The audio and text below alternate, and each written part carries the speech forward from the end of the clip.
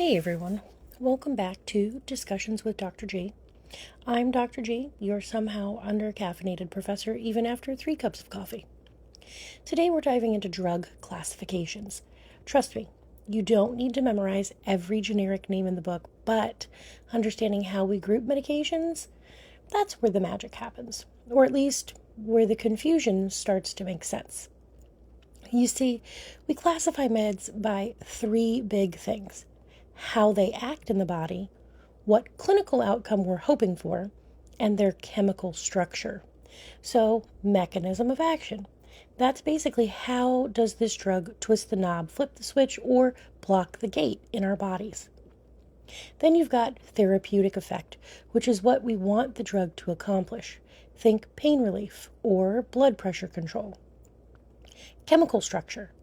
That's the molecular Lego blocks the drug is made of. And yeah, it matters when you're talking allergies or side effects. Now, remember my first time breaking this down for a med-surg patient? Bless his heart. He looked at me like I had grown another head.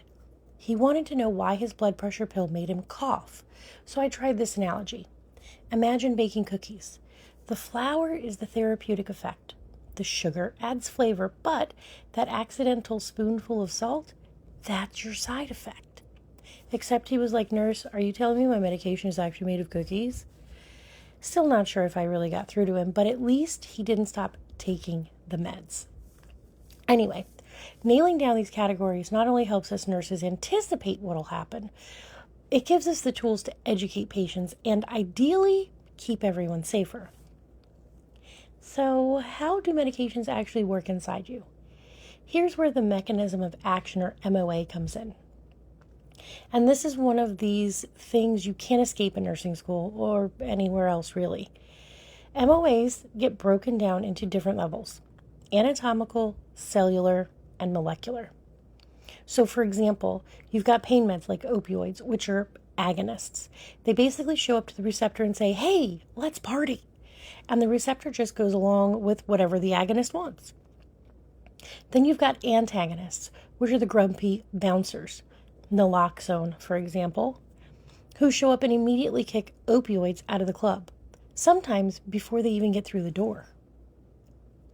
And while we're talking about party crashers, let's use lisinopril, a classic ACE inhibitor, as an example.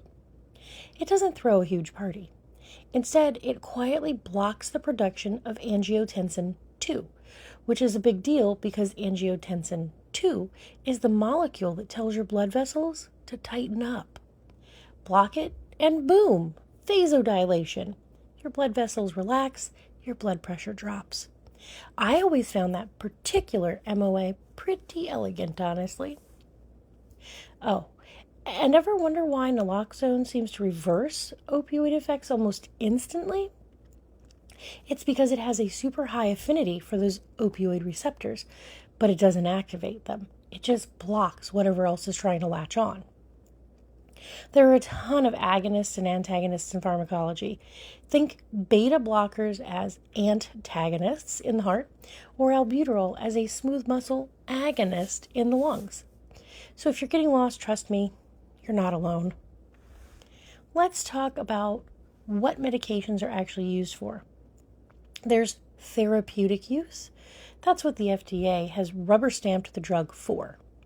Like, this drug was tested and proven to lower blood pressure or manage pain, and that's what it's supposed to do. First line meds, second line, those are just priorities. Like thiazide diuretics, top of the list for hypertension. But sometimes you see a medication prescribed off-label, meaning the providers decided to use it for something that it isn't officially in the package insert, but there's enough science behind it to back them up.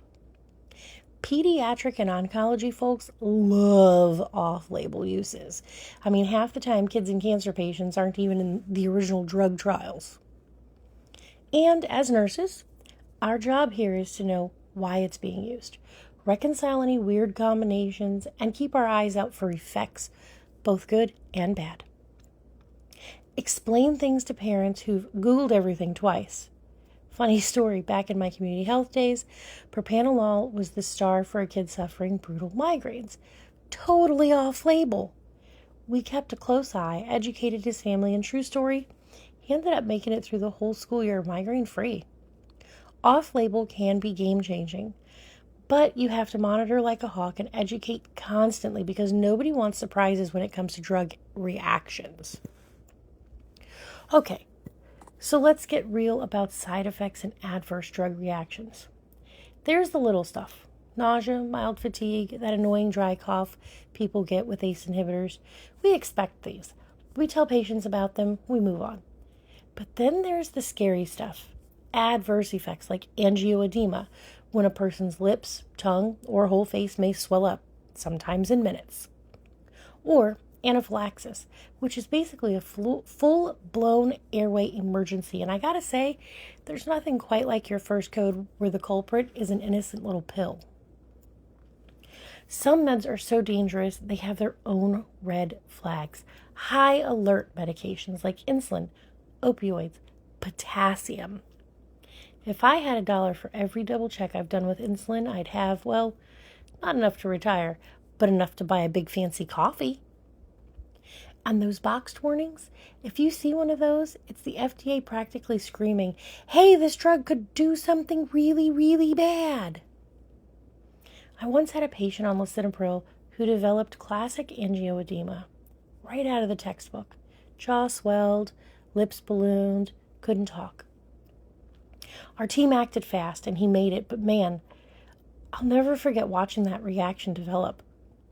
That's why you got to stay sharp, educate patients on early warning signs, and never, ever ignore new swelling. You might just save a life by catching it first. So let's break down drug interactions, because if you work in healthcare long enough, you do start worrying about grapefruit juice almost as much as you do about medication errors. Drug-drug interactions can be additive, synergistic, or antagonist. Like warfarin and enoxaparin together, you're playing with the bleeding risk jackpot, a combination you only want to see with heavy monitoring. Or warfarin in a diet full of spinach. That vitamin K can basically cancel out the warfarin and ruin your day. Then you have the drug-food interactions. Grapefruit juice is notorious for this because it ramps up drug levels by messing with your liver enzymes. Even a healthy kidney or liver can't always keep up if they're impaired. Drugs like lithium or ACE inhibitors can become toxic fast if the excretion system isn't working right. And that's why monitoring is everything. The therapeutic range is the just right zone. It's not that wide for a lot of meds. Warfarin, lithium, phenytoin, all these have to be watched closely. Labs drawn, symptoms monitored. I tell my students you need cat-like vigilance. I mean, the ability to notice the tiniest change, fueled by coffee and sheer paranoia. Monitor labs, notice subtle shifts, check for toxicity, and always document, even the stuff that seems minor. It could all add up.